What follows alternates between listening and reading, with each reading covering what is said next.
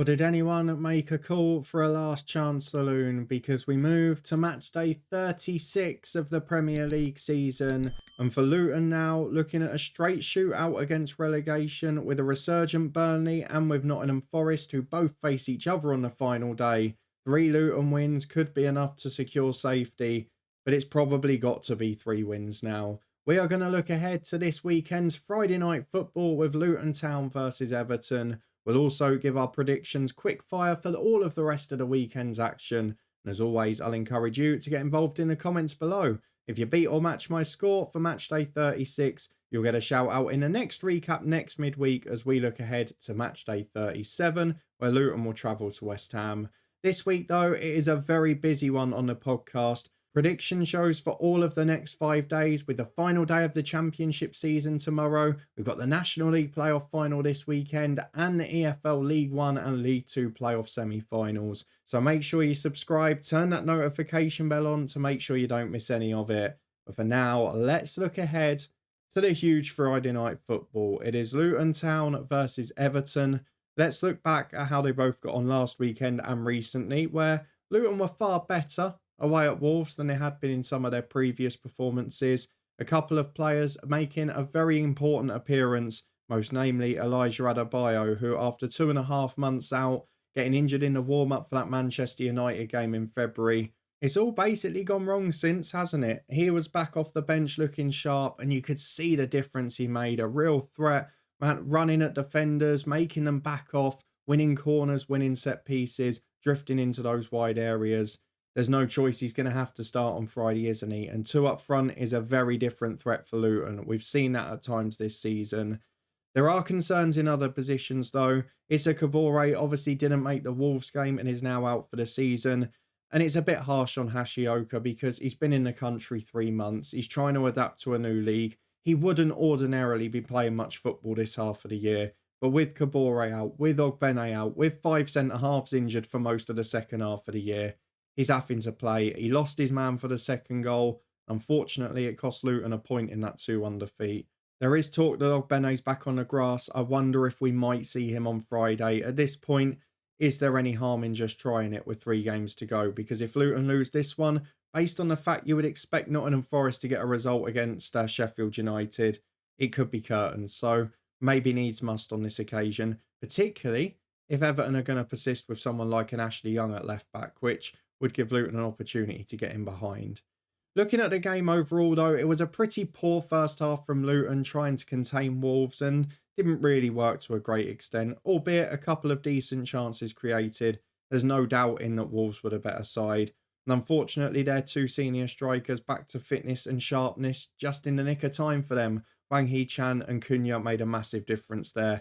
Wang for the first goal, just fantastic and far too good. It was a goal that was really worked well tactically from Gary O'Neill. Because Luton like to go man for man, Gabe Osho was pushed in on the midfielder, and unfortunately that created space for a one-on-one in behind where between the remaining defenders it opened up space at the back and gave Hwang the space to cut inside and score. Second goal, as we mentioned, a poor one from a corner, but after Adebayo came on, Luton looked a real threat. Chong's been probably one of the shining lights of the second half of the year. I think Doughty's struggling a little physically now. Barkley was marked out of the game very well tactically by Gary O'Neill's side. And Sambi Lokonga still not quite looking up to speed. Hopefully by this week that will be paying dividends because we need 3 wins and we need Sambi playing like he was before the injury. A home under the lights at Kenilworth Road, though, Luton do generally produce good performances against an Everton side that only needed 1 shot on target against Brentford. And again, it's going to be a story of strikers, isn't it? Because if Everton are still without Calvert-Lewin and Beto, who both picked up knocks in that fabulous Merseyside derby performance. I mean, Calvert-Lewin made Van Dijk look like a Sunday League defender. It was incredible. But they struggled without them against Brentford. Lots of openings, lots of good play, but only 1 shot on target. Didn't look ruthless, but they got a 1-0 win. Sean Dyche in the tracksuit is making waves up the Premier League table, and he's done a fabulous job in the circumstances. Deserves massive credit.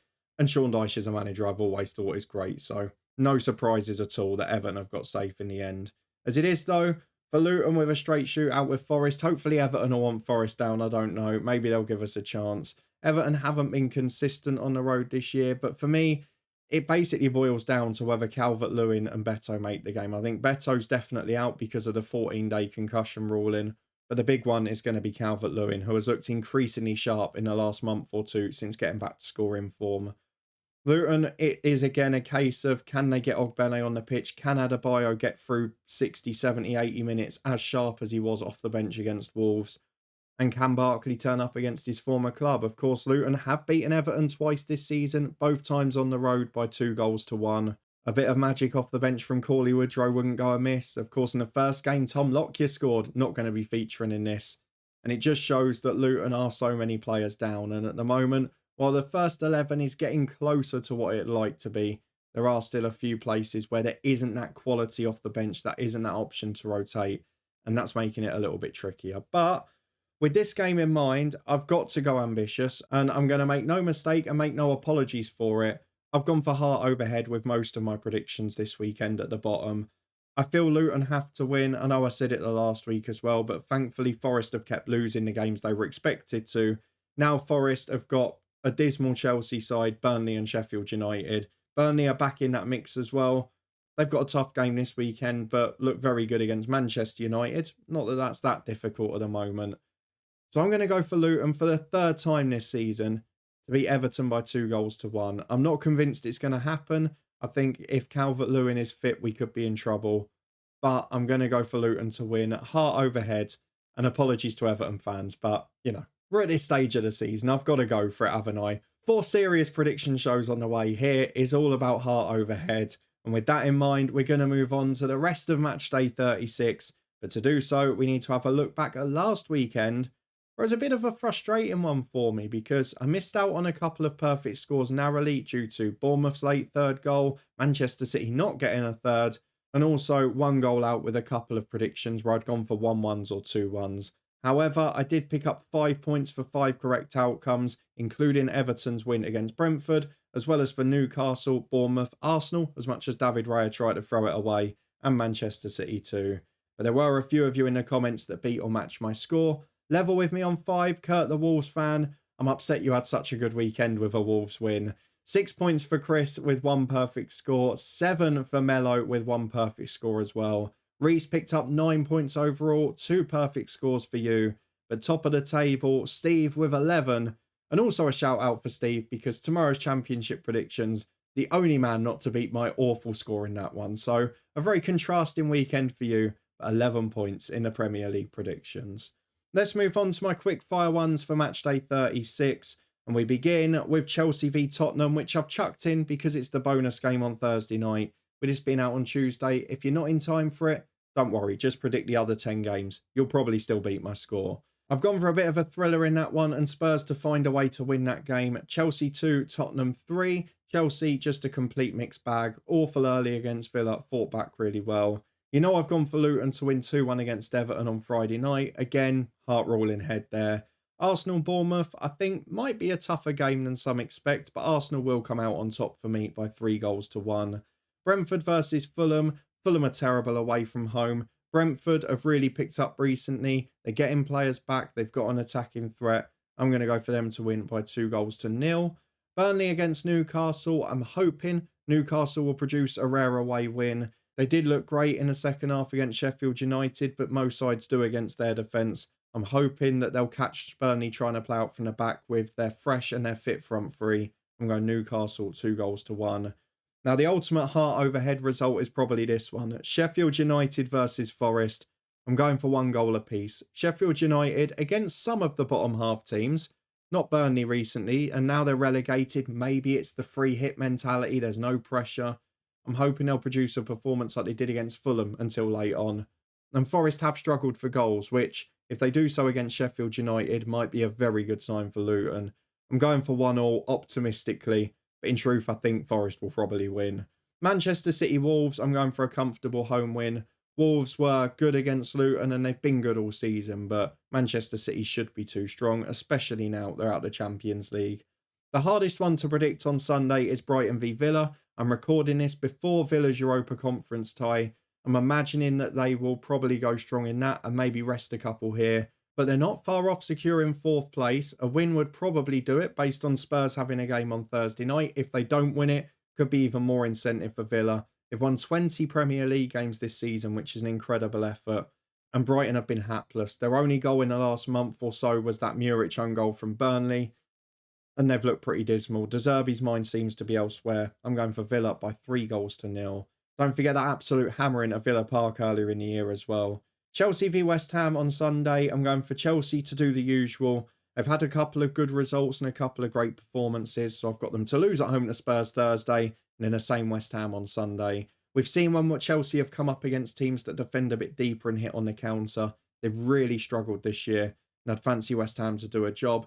Maybe still sneak into that top 7, depending on how Manchester United get on. Liverpool versus Spurs, always an entertaining game, but might not be such an important one by then. If Arsenal and Manchester City win before, Liverpool's title race is over. I think it already is, to be honest with you. And Spurs if Aston Villa win on the Sunday, or if they don't beat Chelsea on Thursday, pretty much the same in their race for the top 4. So I think this is going to be a pretty tight game. I don't think either side's at their best at the minute. I'm going to go for Liverpool to edge a victory because they don't often go a long time without. They've still only lost 4 games this year. Going Liverpool 2-1. And then the final game, Crystal Palace v Manchester United. Monday Night Football. Palace look fantastic at the minute. One of the form teams in the division under their new manager, playing with a newfound energy and intensity. And they've got quality players cutting in and making the middle of the pitch difficult to deal with. And where's Manchester United's weakness?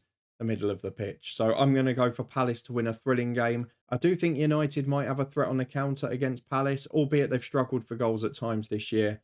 But honestly, it feels weird to say, I can't see anything other than United failing to win. I'm going to go for Palace to nick it as well in a thriller by 3-2. So those are my predictions, slightly optimistic ones for matchday 36. Fingers crossed the Luton win on Friday can put pressure on Forest and Burnley. And hopefully Newcastle United and Sheffield United, we're all fans of you on Saturday this week. Let me know your predictions in the comments below. And if you beat or match my overall score, you will get a shout out in the next recap when we look ahead to the penultimate day of the season. But as I mentioned before, we've got loads of prediction shows this week. So come and get involved and show off your knowledge and have a bit of fun across all of the English professional divisions. We'll be back tomorrow with the Championship final day predictions for Saturday lunchtime. Thursday is the turn of League One and the semi-finals of the playoffs. Friday, we'll be predicting and previewing the National League playoff final that's on Sunday. And Saturday, we'll be looking ahead to Bank Holiday Monday, where the League 2 playoffs begin. If you're looking forward to all of that and want to make sure you don't miss it, subscribe and turn that notification bell on. If you enjoyed this one, please do add a thumbs up. And thank you very much for watching as always. Last chance of a loon for Luton Town. Fingers crossed Friday will be a good night. And Saturday we can sit back and enjoy the action as other teams have to scrap for survival. I'll see you back here tomorrow though, as we look ahead to the final day in the Championship.